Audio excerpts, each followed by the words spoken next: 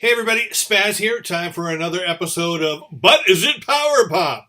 And like usual, I'm just going to dive in. I got a stack OCDs here. Oh, it's going to be fun. Starting off with Buzzcocks, Singles Going Steady. Is it power pop? Not really. It's more like punk. Punk pop, whatever. But boy, are the melodies amazing or what. I think everybody out there who's into power pop has something by Buzzcocks. My favorite studio album by them is called A Different Kind of Tension, but this right here is probably your best bet if you have not delved into the world of Buzzcocks. This is actually the UK version, so it has basically every A and B side that the band released during their first incarnation, the first 4 or 5 years or so that they were around. But Singles Going Steady is definitely one that everybody should own. If you like things like maybe Undertones and Ramones, it may not be just as bright and glorious as those, but it's pretty darn close. Next up, I've showed you some Rubinoos things in the past. I want to focus on their second album, Back to the Drawing Board, which is one of the most amazing slices of pop that you're ever going to come across. It is absolutely glorious. This right here is the Japanese version. This is the album with I Want to Be Your Boyfriend, and boy, is this just stunning, stellar. This is happy. This is joyful. This is heartwarming. It's just great, in-your-face, wonderful, melodic pop. Sort of somewhere between, I'd say, a mixture of the Archies, the Monkees, and the Beatles, and lots of other great bands. This right here, like I said, is the Japanese one. But you know what? I like this album so much that I own this version. I own the original line version that was autographed there. I also own the Rubinoos LP Collection Volume 1, which contains this album, with the same bonus tracks as the Japanese one, by the way. And then I also have the box set, Everything You Wanted to Know About the Rubinoos, But Were Afraid to Ask, and that has the complete album in there as well. So basically, I have 4 versions in my possession right now, and that is lovely, and it's delicious. Next up, we have The Nerves, a legendary trio featuring Jack Lee, Peter Case of the Plimsolls, and Paul Collins of The Beat, a.k.a. Paul Collins Beat. Wonderful power pop. This was early power pop. It's just glorious, wonderful. It's edgy, it's raw, it's indie, but it's melodic. And look, I mean, these 3 guys just became absolute legends. This contains their early recordings, both studio and live, so you're going to get Hanging on the Telephone and lots of other groovy things there. This is available now. You can get that. Also from Alive, which is this label. I spoke a couple or many episodes ago, the Jack Lee, the 2 albums that he put out.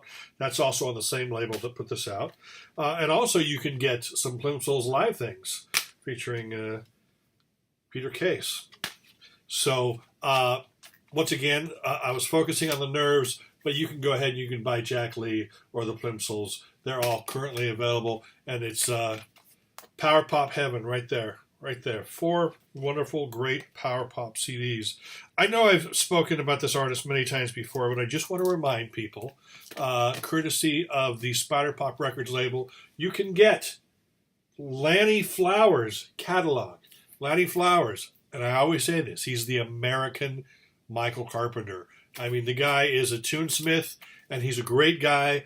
And Spider Pop Records is a great label, and you need to go out and you need to get Lanny Flowers. I just have to keep reminding you, Lanny Flowers. Here's an interesting band, a band from Germany called The Movement. Are they power pop? Well, they're close to power pop. It's kind of punky pop. Interesting thing about this band is the fact that they, and this is probably going to throw people off. Okay, they're a German trio. And they sound like Lemmy fronting a power pop band. So that might put them in the punk pop category. But it's, they really have to be heard to believe. The album is called Revolutionary Sympathies. And like I said, they may look like Jam, a mod band or something like that, but the vocalist has a very Lemmy growl, and that does separate them from the pack. So is it power pop? Maybe, but real fun to listen to. Here is something that is really interesting. A lot of you may or may not remember this, but guess this is out on CD now. Alder Reserve, Love Goes On. This is now out on Wounded Bird.